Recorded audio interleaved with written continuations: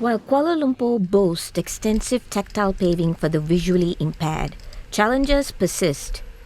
Armed with a GoPro, 34-year-old Hafian Lali documented the numerous obstructions he faced during his daily walking routine to get to work in Brickfields. He was accompanied by his colleague, 48-year-old Abian Jambut, and they say they really need a clear path to reduce the risk of getting injured. I face difficulties, obstacles, obstruction almost every single day. Even though we have the facilities, the thing is, people doesn't seem to be aware that it's a facilities for the PWDs, person with disabilities, especially for the visually impaired on the tactile pavement.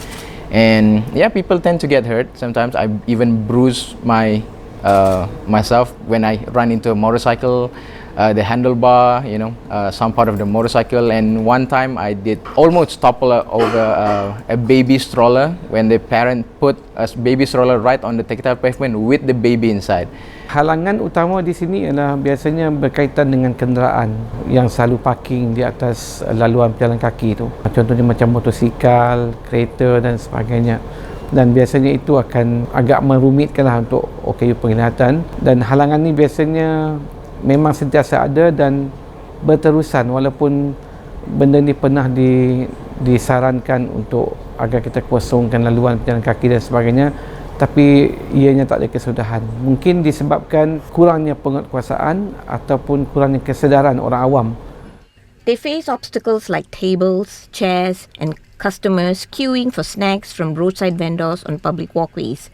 In some areas, tactile blocks are obstructed by vehicles, with at least 30% of them being damaged, further complicating their journey. What can be better is the facilities. I'm referring to the tactile pavement, the elevator, the escalator. All those parts should be clear of any obstruction. No one abuse those facilities. So number one, amendment of the Person with Disabilities Act 2008 to empower it, to make it not only simply as a document.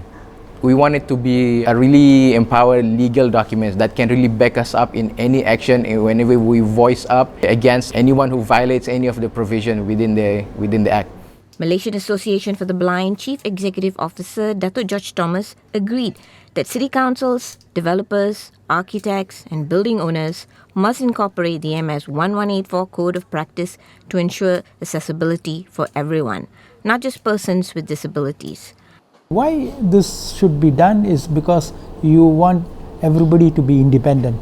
You don't want the blind to be dependent on somebody to make him move from one place to another place. I would think DBKL need to really have a special unit or desk department which should look into accessibility access for PWDs. So that is very important. The manpower for them to see at the ground to implement is not there.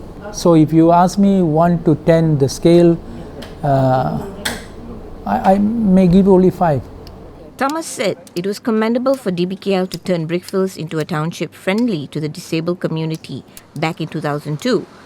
But with rapid development in the area, the implementation of the MS 1184 Code of Practice has been poor and the existing infrastructure and facilities have been strained.